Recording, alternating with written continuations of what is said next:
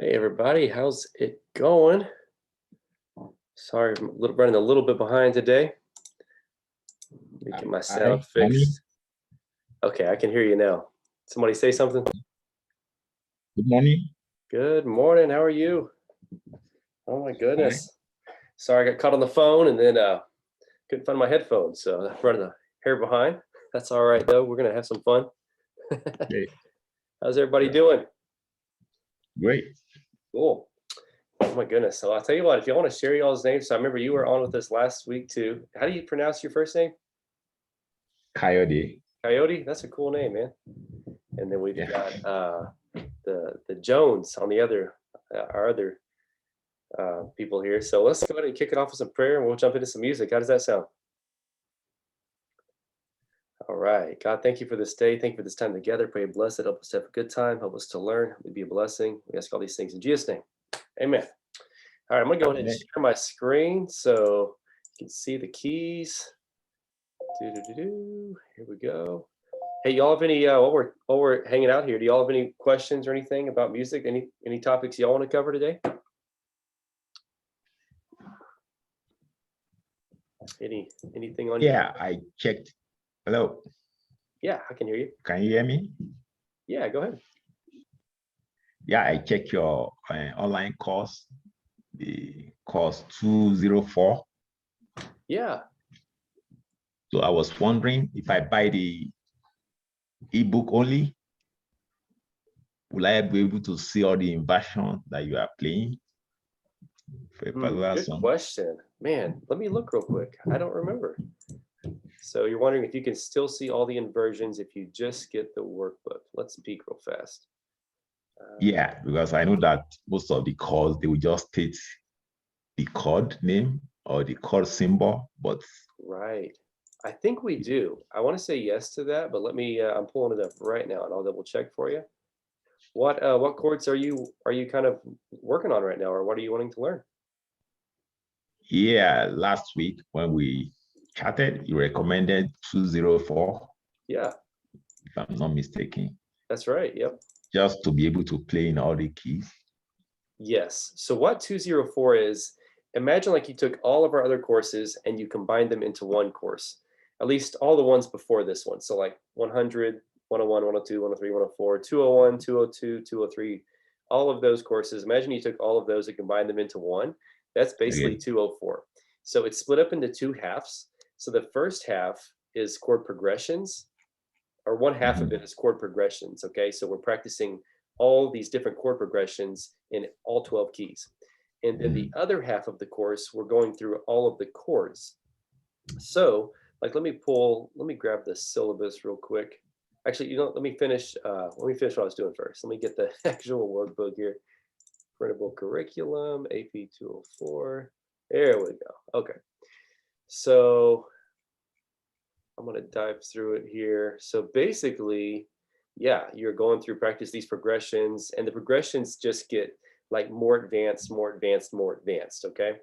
So Okay. lessons 1 through 6 are basically going through all of these. They're training your ear. So, like for example, we're on lesson 4 here. It says we're going to practice the going to the 2 chord movements. So we have a straight there movement, which is the 1 to the 2. We're going to practice the 1 to the 2 in all 12 keys. Okay. Then we're Mhm. going to do a 6 2 5. I'm sorry, a 4 2 5 movement. Okay, so we're going to practice the 4 to the 2 to the 5, and then back to the 1 in all 12 keys. And we have a Mhm. little example like song, or a line of a song that shows that chord progression. So the example Okay. for that one is, think of the song, Jesus is the answer. Above him, there's no other. Above him, there's no other. Jesus is the way. So that little progression there is the 4 to the 2 5. And we're doing it real simple first, right? So this major and minor chords, and we're going to build on that with sevenths and ninths and all this stuff. And then Okay. we do a progression 4 to the 1/3 to the 2 to the 5. Okay, so then we're going to practice that in all 12 keys once again. Once you get through those first 6 lessons, or you can actually do the course backwards. So you could do, like, for example, if you're trying to learn, this is made for people that have gone through the other courses before this. So they've already mastered all of the all of the chords, they're just needing to get the progressions in their ear and memorize the progressions. So that's what Yeah. we're accomplishing with the first 6 lessons if you were going through everything in order. What we've done for people is we've told them you can take a shortcut. So you can actually start off with lesson 7. Let me get to it here real quick. And to answer your question, yeah, there's inversions for every single chord when you go through lessons 7 to 12. So AP 204, lesson 7, for example, I tell you what, let me share my screen with you real fast on this instead of just the key piano. Share screen, Google Chrome, there we go, bam. So you should be able to see that. So that's looking at the dominant 7s, right?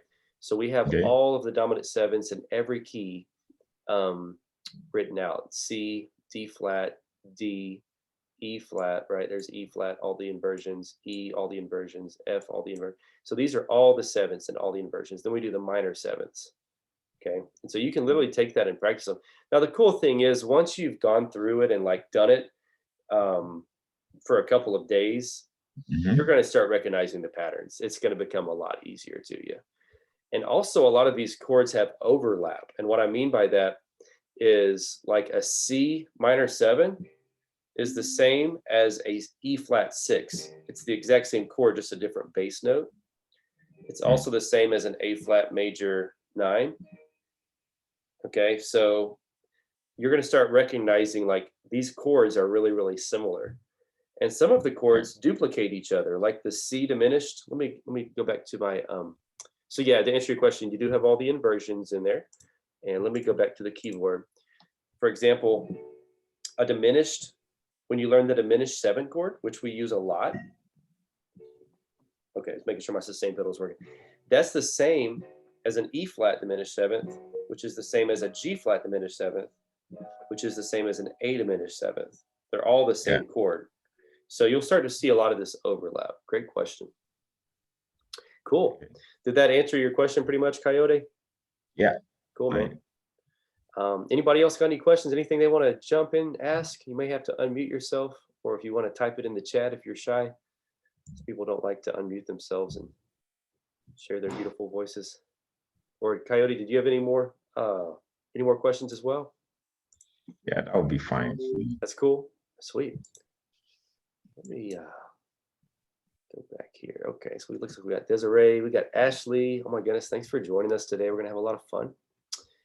Yeah, so chords are like they're like the building blocks of what we're trying to do, right? So everybody, can y'all see the screen okay? See the piano? Everybody see the piano okay? Yeah. Okay, can you hear it cool? Does it sound good too? I mean, is it loud enough? Maybe you can increase the volume, maybe. Turn it up a little bit more. All right. How's that? Yeah, it's nice. Okay, cool. Don't want it to peak out or anything. So chords are the building blocks. So what we're going to do is we're just going to run through some really, really common chords, just really fast, okay? So we're going to try to teach and just learn a little bit more than maybe we have about chords in some of our previous lessons. So the past couple of live lessons we've done, of course, you know, we teach all these in our courses. We went over, I'm just going to start with C major, okay? We're going to go to C minor, okay? Those are going to be your 2 most common types of chords, major and minor, right? We're going to go and do a C2. Okay, that's just taking out the 3rd, or you can leave the 3rd in there. Of course, everything's numbers in music, right? So when we say numbers, we're in the key of C. C is your 1, D is your 2, E is your 3, F is your 4, G is your 5, A is your 6, B is your 7. Okay, so this is a C2. We kicked out the 3rd, or you can leave it in. Either way, and we're adding the 2nd note of the scale is the important thing. Okay, we use this to replace major chords. We have the C4 or the C suspended 4 or the C sus4. This is used to give it's kind of like as a passing chord. So you're kind of using it to hang on. We'll use it to end a song. What? Put that in your wallet. What wallet? Right, and then it resolves. Okay, you just mute everybody here real quick. Okay, you can also use it like this is the air I breathe. This is the air I breathe. Kind of like that feel right there, right? It's like when you're on a chord for a long time, but you want to give it a little different sound.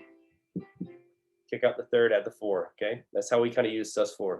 But it always resolves, pretty much always resolves to a major chord, okay? We also have, the minor, let's stay in C. So we have the minor 7. What we do with that is we basically take our root note, our 1 here, which is C. We're going to lower it by 2 half steps. And this is where a lot of people get confused, okay? So basically this, because you're going to say, well, B is really my 7 in the key of C, right? And I say, yeah, you're right. And I wish I could go back and rewrite whoever invented the names of these chords because they're not very intuitive. They're not very easy to comprehend. So C7, C minor 7 looks like this. And once again, you can leave the C in there or you can take it out. Okay, but this is what a C minor 7 looks like. And it's actually the flatted 7. So we're not actually playing the 7 because the 7 in the key of C is B. So we're actually playing the flatted 7, which is B flat. Okay, this can be used to replace pretty much any minor chord, about 90% of the time. Okay, and once again, we have the C still in our left hand, so we don't have to keep it in our right hand. And if anybody has any questions while we're going through this, like, y'all, feel free to jump in. This is a live class, so, we're really here. So it's not like pre-recorded or anything. We use this to replace minor chords, and it just gives it a fuller sound, okay? And once again, talking about chord overlap, if you know your major chords and some of the inversions of your major chords, this is an E flat major chord with a C bass. It's an easy way to think about it, okay? We also have a C minor 2, or C minor 2. So basically what that is we're playing a C minor and we're just adding the second note of the scale. And that can also be used to replace pretty much any minor chord to give it a little bit more of a full sound, okay? And then logically, if we could use either one of these to replace a minor chord, either a C minor 7 or a C minor 2, why not just use both of them? So we're going to take C minor 7, we're going to add the 2, and behold, 7 plus 2 is 9. We have a C minor 9, okay? Now that's what I call a shortcut. That's not technically why we call it a minor 9. we teach the technical way in our classes also, but you can use these minor chords to do all kind of stuff, and they just have a really cool sound. And of course, like any chord, you can change inversions with them, but they're 4-note chords. Minor 9s are 4-note chords, just like 7s are technically 4-note chords. Okay, I know we kicked out the C here. All right, everybody with me so far? I know we're covering a lot of stuff right here, so just hang in with me, buckle your seatbelts. But 7s and minor 7s are always 4-note chords, just like 9s are always 4-note chords, okay? So these are the inversions. Now when we change inversions, the easiest way to think about it, somebody was asking about inversions earlier. The easiest way to think about it is we're going to drop the bottom note, we're going to add it to the top. So the bottom is down here, right? Because it's low. Top is up here because it's high. So we're going to take the C, which is at the bottom, we're going to add it to the top. Okay, that's another inversion. We're going to take the E flat now, which is at the bottom. We're going to add it to the top. We're going to take the G, which is at the bottom. We're going to add it to the top. Same way with a major chord. If you have C, E, G, easy way to do it. Drop off the bottom note, the C, add it to the top. Okay, drop off the E, add it to the top. Now drop off the G and add it to the top. And there we go. We're back to our one we started with. Okay. So let's also look at a C major, what they call a C major 7. All right. And what that is, we're basically adding the actual true 7th, not the flatted 7th, but we're actually adding the 7th of the scale to the top. Now, these concepts are important, whether you play bass, whether you play guitar, whether you play saxophone, whatever you may play. Every single one of the notes on the piano has a voice, okay? So right now we're in the key of C. And there's a really cool video on YouTube. I don't have the link or anything in front of me. It's not my video. But it basically talks about how each one of it compares the notes of the piano to a pizza. You may have seen the video before, I don't know. But basically, it takes each one of these scale degrees, we'll call them notes, how they relate to the one chord, and it gives them a different sound and explanation. It's a really cool video. If you look for like pizza link on YouTube, and you should be able to find it. So the one is kind of like your bass, basically, is how they describe it. It's like the foundation. I may have to look for this video just to play it here for you. It's really cool.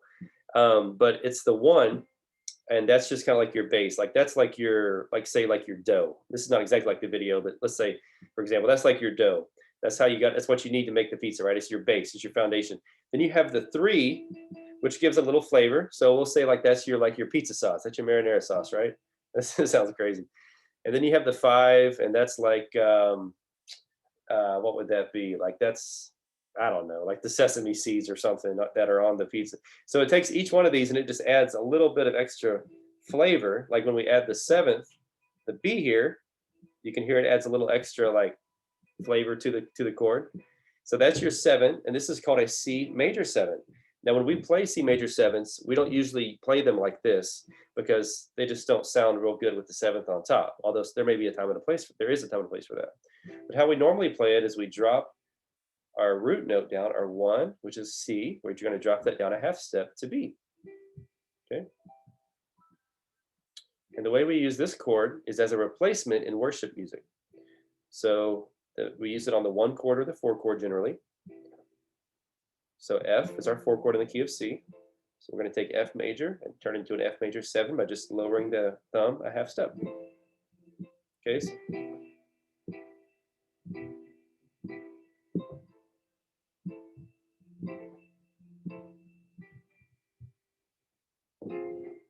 And these work really well with half step walk ups and half step walk downs. Okay. But they're real pretty chords. They have kind of like a worshipy kind of like, you wouldn't use this in a fast song generally. Okay. But once again, this can be used to replace the 1 or the 4 in a slow song. So what else do we know can replace a major chord in a slow song? Well, a 2 chord, right? Okay. C2. So if we're going to take C2, well, actually, let's take C. Let's take C major 7, and let's add the 2 to it. 7 plus 2, what do we get? We get a C major 9. Now, you see that it says C major 7 on here. That's not technically correct. It's just called a C major 9. B, D, E, G. It just has a really cool sound to it. All right. The next one we're going to learn, and maybe the last one for the chord section of this, is going to be the C7, okay, and C9, because they're related. So we're going to take a C major chord, and now we're going to add the C flatted 7th. And this is actually called a C7, just like you see on the screen. That is correct. It's called a C7. So this is a C major 7 when you're playing the note that is actually the 7th note of the major scale. Okay, major 7 because it's part of the major scale, but the C7 is really more like a C flatted 7th because you're adding the flatted 7th. Once again, you can keep the C note in there because it's technically a 4-note chord. All 7 chords are 4-note chords. Or you can take out the C and just play it in your left hand, which is a little easier when you're just learning these, okay? And then this can be used on movements. This is a big one. So this can be used on any time you're moving in a 4th movement. So if I'm going from C to F, my 1 to my 4 chord, or maybe to the F major 7, has a nice sound, I can use that. What about if I'm in the key of F, and I want to go from my 5, which C is now my 5, to my 1. Okay, I'm going to use a C7 to F. Or what if I'm back in the key of C and I want to go from my 5, which is G, to my 1? Okay, I'm going to take G, I'm going to turn it into a G7, which looks like this, F, B, D. Okay, because we're going on 2 half steps for a 7, right? Because it's a flatted 7th. And you can see how that leads really nicely back to my 1. Right, we use that in a lot of stuff. We can also use it going from the minor 6. We use it really on the 2, actually. So here's a D7, and it goes from the 2 to the 5, and then back to the 1. Okay, so music's always trying to resolve. It's always trying to go back to that 1 root chord. So that's what we're always trying to do. So once again, D7, so your 2 to your 5 to your 1. And then you've got some songs that go 6, here's an A7 to 2, D7 to your 5, okay, and then back to your 1.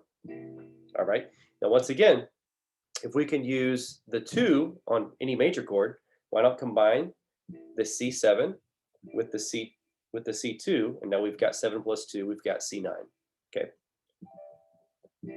And the C9 can be used to replace any 7 chord. All right, so 7's like our starter chord. 9 is the more advanced one. You can hear how much more full it sounds, right? And we use it in the exact same way. It's the exact same, almost the same chord. We use it going to 4th movements. We use it on the 5, going to the 1. All right. Is that making sense to anybody? Hopefully, I know I'm kind of just jumping through a lot of stuff here, a lot of chords. So hopefully I'm not losing y'all here. How many of y'all actually have like learned some of these chords, or you've seen some of them in the courses, or is this like way more advanced than what you're going through right now? Sandra said, can you turn up the keyboard? Let me see. Make sure I've got my sound fixed here, Sandra. I'm sorry about that. Got a thumbs up from Ashley. Man, hold on one second. Okay, there it goes. Preferences and audio. All right, test. Still hear me okay? Looks like it's picking up okay in the. Okay, cool. So we should be good now. All right, everybody still hear me all right? Still cool? We don't want any sound difficulties here. Mess this up. Let me turn it up just a hair more. I've got it pretty much cranked all the way up there, and I don't want to turn it up way too loud because it'll start peaking. You'll get too much fuzzy sound. How's that?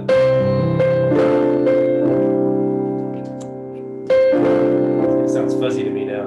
Let me turn it down here.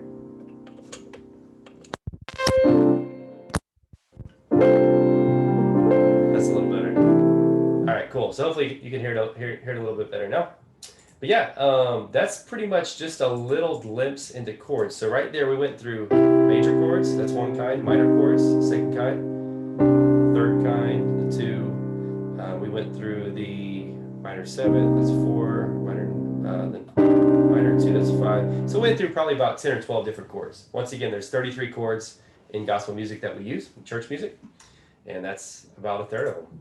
So yeah, cool stuff. Hey, share with me too, and y'all feel free to unmute yourself. Everybody said better? Perfect, cool, thank you. Awesome. Well, I'll keep it cranked up. Maybe it just sounds fuzzy to me.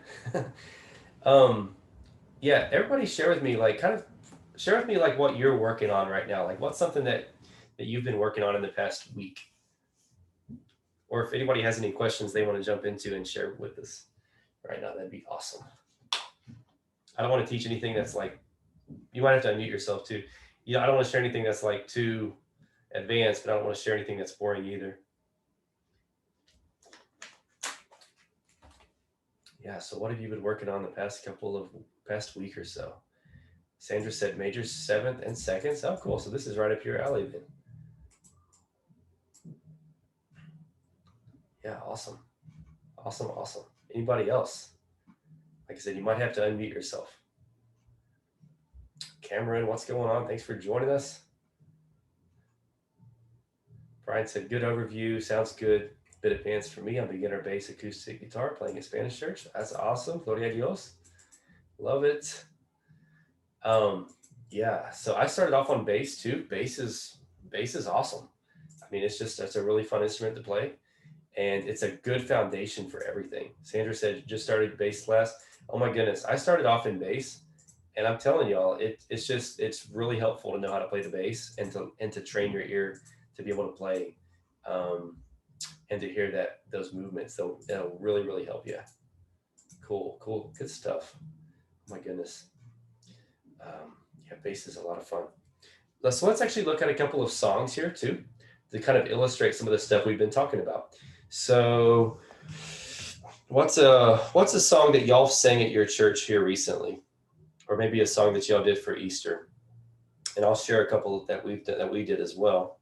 I just got to find what they were. I've slept since then. Oh, we did Thank You, Jesus, for the blood applied. Sandra said, Great I Am. Now, is that like which Great I Am is there? Because there's like 3 of those. If you know who sings it or have some other lyrics, they're all good. But we did Thank You, Jesus, for the blood applied, which is a slower, like worship type song. Let me go to a little different sound.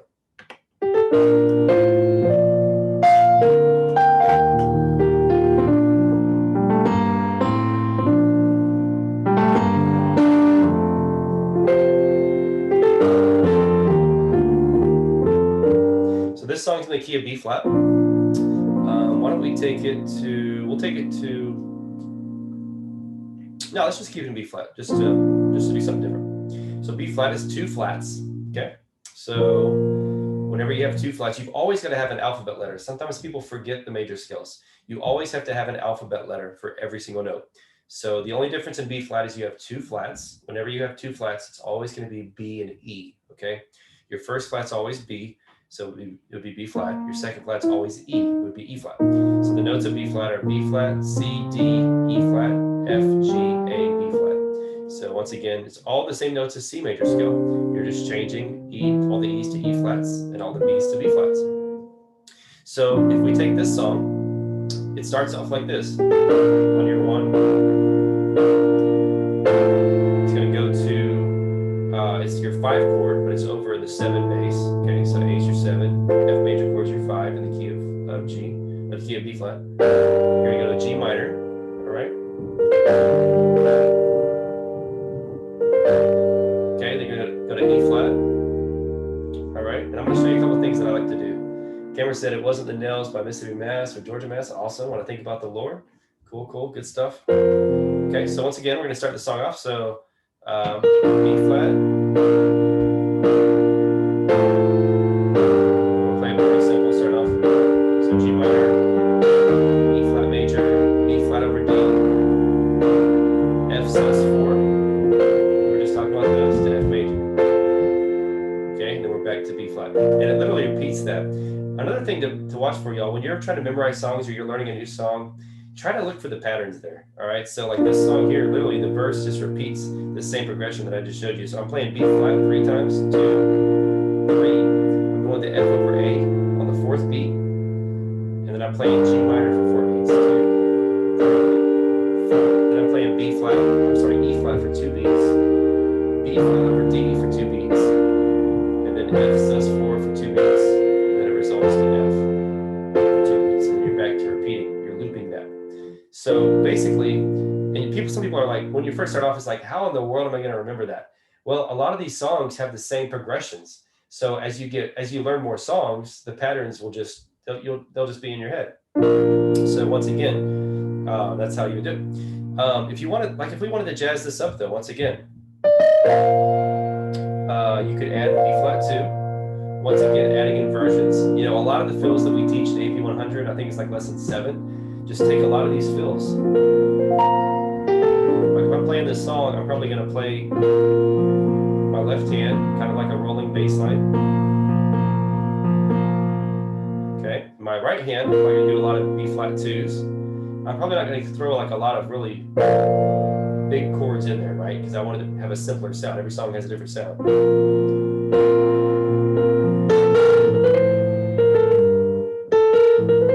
Do like a little walk up using the major scale. So I'm going to F over A, but instead of just like going, you know, I could do like this.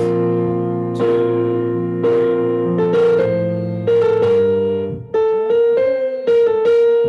All right, so just a little thing there. And then instead of going just straight to E flat, I could go. I play B flat and A. Play like a B flat and G together, and you kind of roll off of the F. Okay. B flat 2 over D. I'm going to go F sus4. But instead of just resolving it simple, I'm going to do this. Or, so I'm doing it B flat to G, and then to A, or you can slide off the A flat to the A. So it's just kind of these little things that kind of make a song just sound really neat.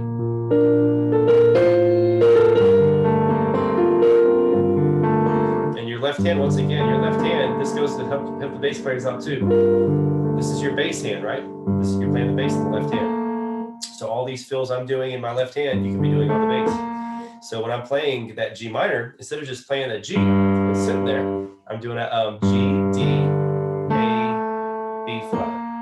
Okay, so it's your 1 in the key of G, your 5, which is D, your 2, which is A, and your B flat, which is your flatted third. So you're basically doing like that.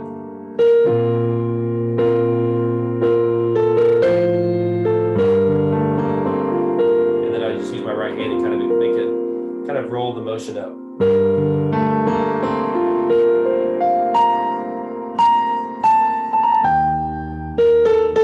Very classical sounding, right?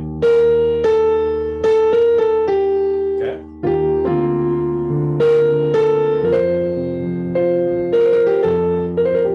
Or you could even do something like that. And you may think like, oh man, that's how would I ever add that stuff in there? You just take them one step at a time. So you just add little things and little nuances. And when you learn a new fill,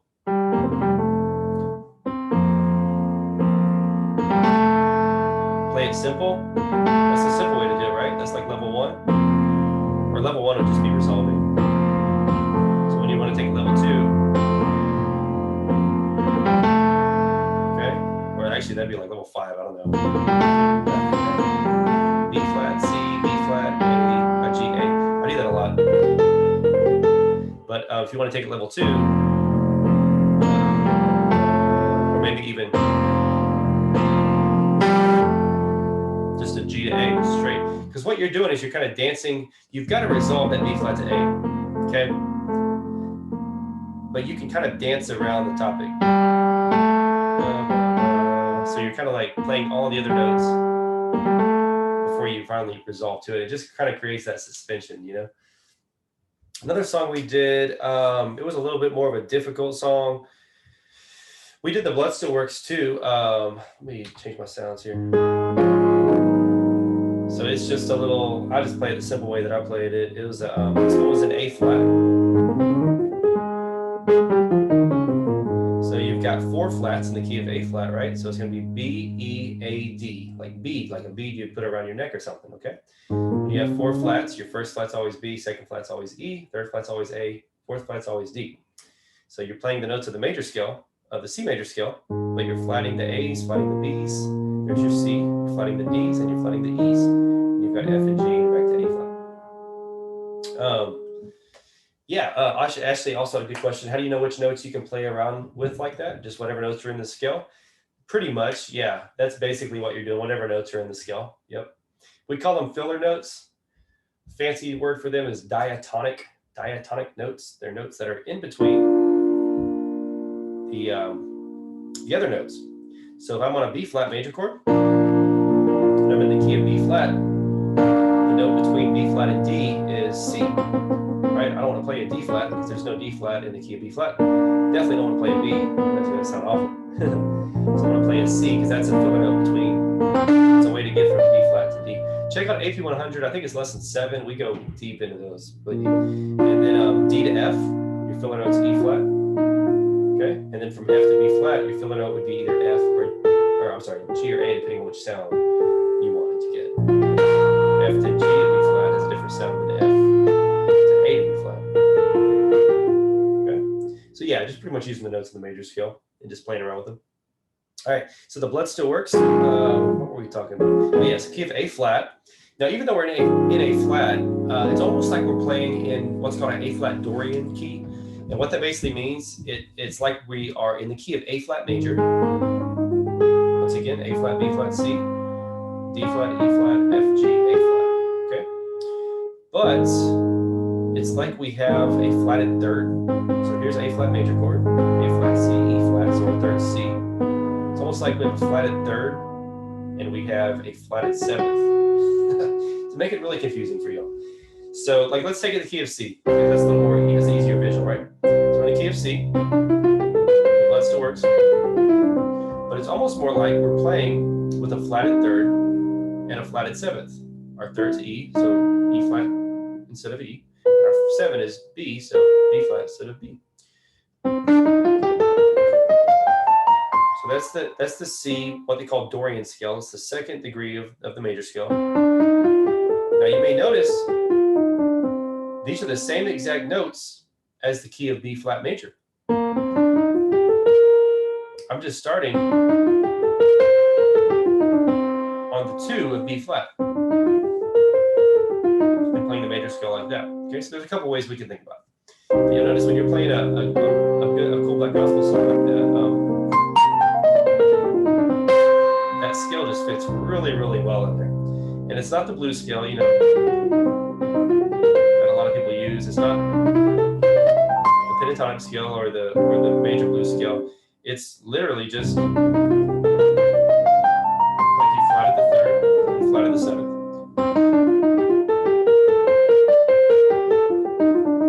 So there's all kind of things we can do with that, and there's all kind of things that come out of that. This is probably the, after the major scale, probably the most important scale that you'll want to learn, or one of them. All right, so the blessed works. So how does this song start off? All I can think of is the vamp. That's right. I have to do it. Let me see if I can do it. C.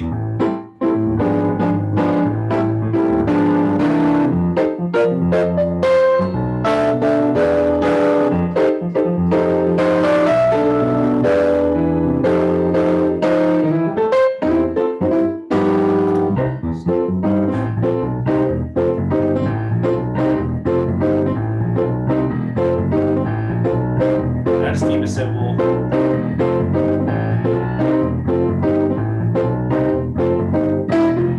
By keeping it simple, I mean like I'm just doing this in my right hand. So what am I doing there? All I'm doing is just like a C minor to an F major.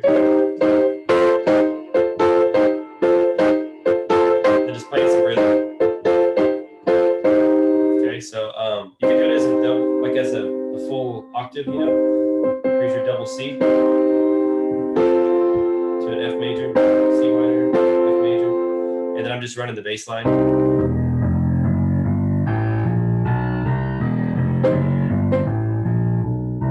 Okay, so you bass players know how to do that probably, but just walk in 1, 3, 4, sharp 4, 5.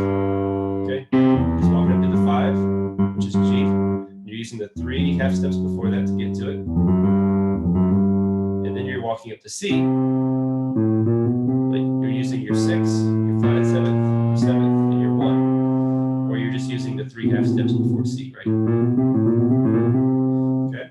Some people will walk it like that. For me, that just sounds a little boring. You're on that 1 chord that long, just doing that same walk up. So I like to do the full one. Walk to the 5, walk to the 1, walk to the 5. Same thing we do like in a shout.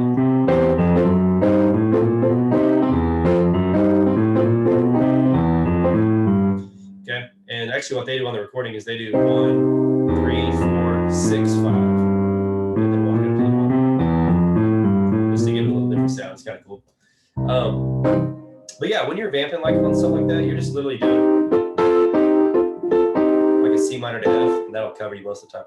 If y'all have taken the AP 104 course or gone through any of those like faster passing chord type like courses, then you've probably learned that before. So any questions on any of this stuff? I know I've been rambling a lot, but just want to check, make sure everybody's getting something out of this. So I know we've been a little bit all over the board. That's how it is in a group lesson. You just just kind of throw a lot of stuff, different stuff out there. So I appreciate everybody jumping on and hanging out with us today.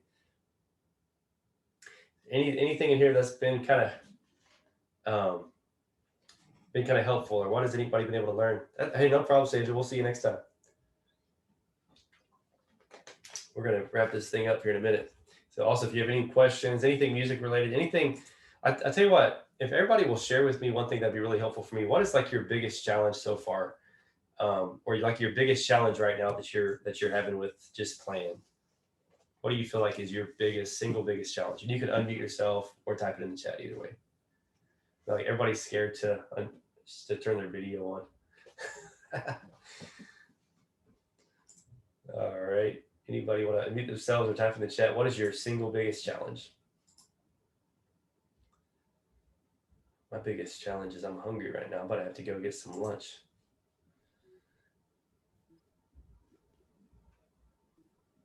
Ryan said, getting my hands to do separate thing. Don't you hate when you hit enter too soon?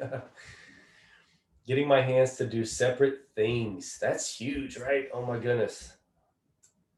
Brian said when the group changes chords. Oh yeah, trying to follow. Like where did everybody just go? Like where you feel like you got left behind, or like the rapture just took place. We'll share some tips on some things we can do on these here. Ashley said going from playing contemporary sound to Pentecostal sound. No one in my church knows how to do praise breaks. Yeah, I know what you mean. Hand independence. Yeah, man. Oh my goodness. So hand independence is huge. There's not really an easy solution for that besides just practicing slow and just one thing that I like to do is practice. In fact, I'll give you this exercise. Practice your scales with both hands together.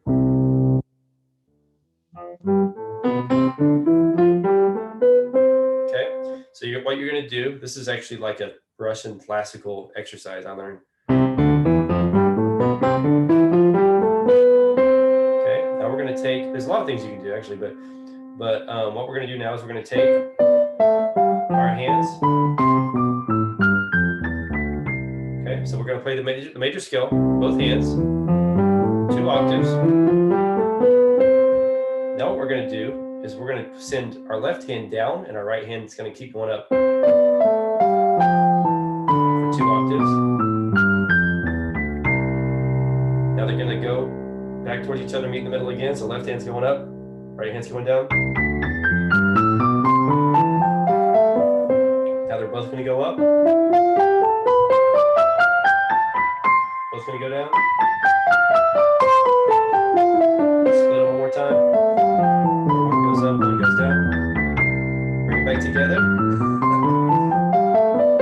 Send it back down. Crazy, right? So all in all, it would be like this. See if I can actually do it.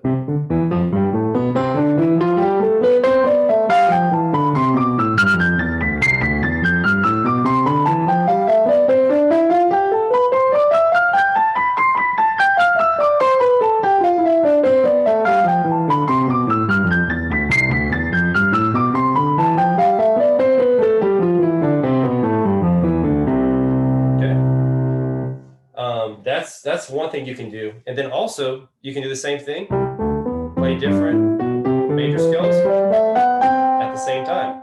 So I'm playing G major scale in my right hand and C major in my left hand. Okay. Now, once again, Cameron, also you said both hands playing different rhythms. We'll cover that in a second. Hand independence. But that's basically actually that's one thing that will really help you out. Play different major scales. Sounds awful, but it'll make your brain, it'll force your brain to think in different ways. As far as the playing, both hands playing different rhythms, well, actually, we'll go back. Let me come back to that in a minute. So those are some exercises you can do to get your hands to do separate things. Some other things I've seen people do. I have not mastered these, to be honest with you. They're kind of hard, but you can take like a song like Mary Had a Little Lamb. Okay, we're gonna play it in my right hand, but then play it in your left hand at the same time.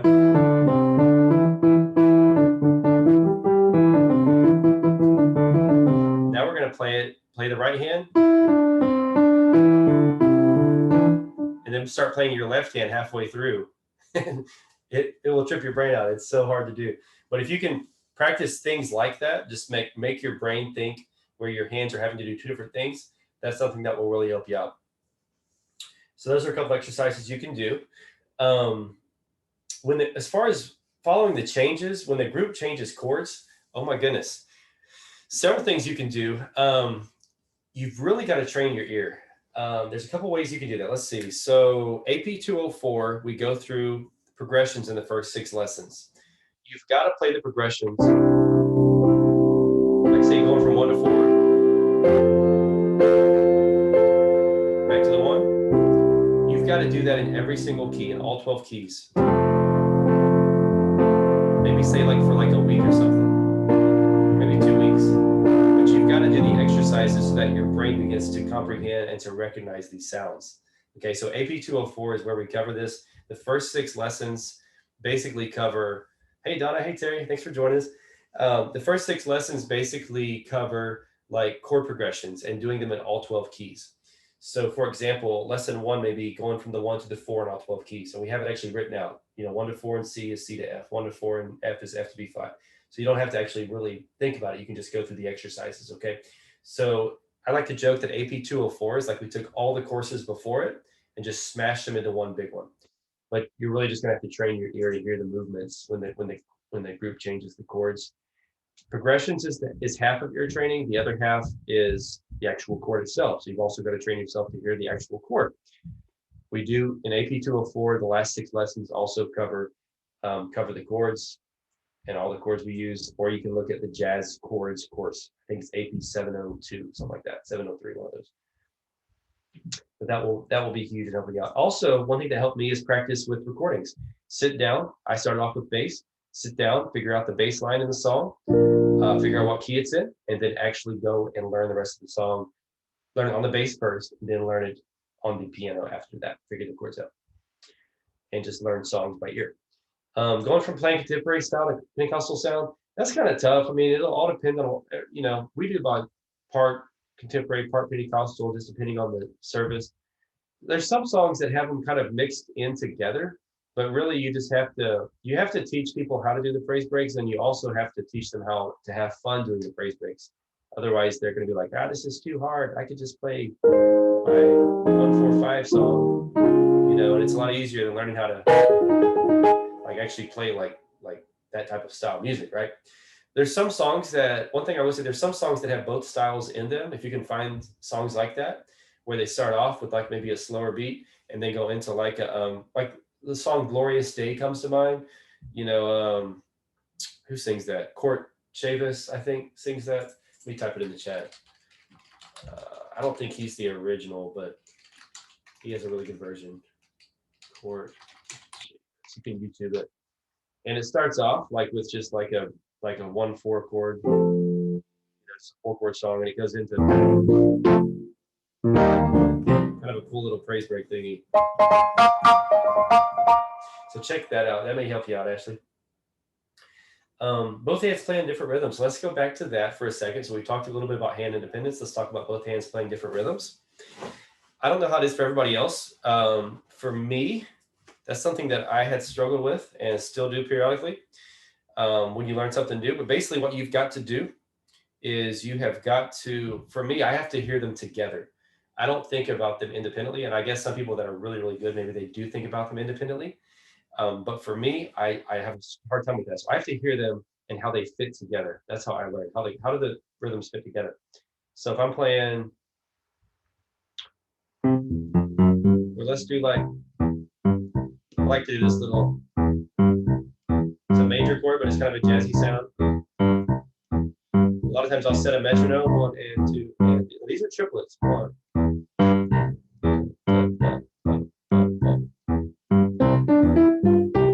So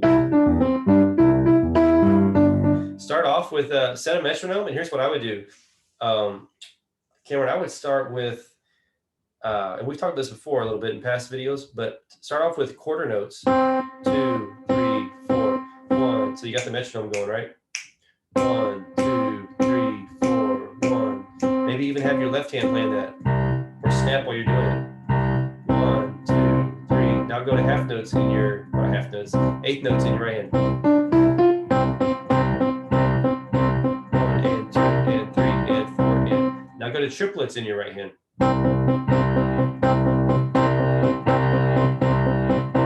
And you'll be doing this with like a metronome, Now go to 16th notes, which is 1 and 2 and 3 and 4. Okay, kind of annoying to listen to. But after you've got it down with just single notes, now start adding other notes. So 1 and 2 and it's kind of like you're learning the solo. We talk about this in learning the solo.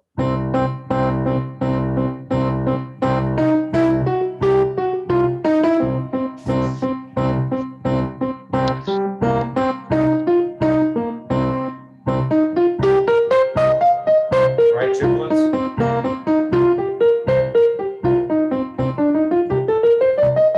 And that's when you go into the 16th notes.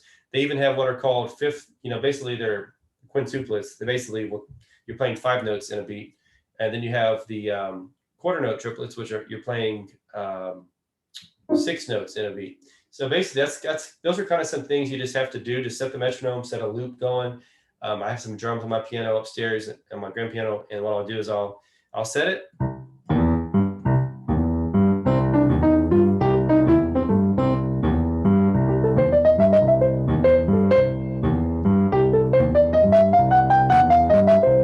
And literally, if you have the drums going, it'll keep you on rhythm, right?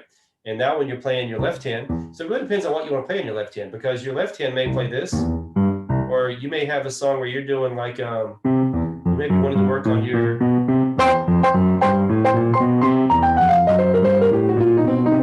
you may want to be working on like fills in your right hand while you're doing a running bass line or something.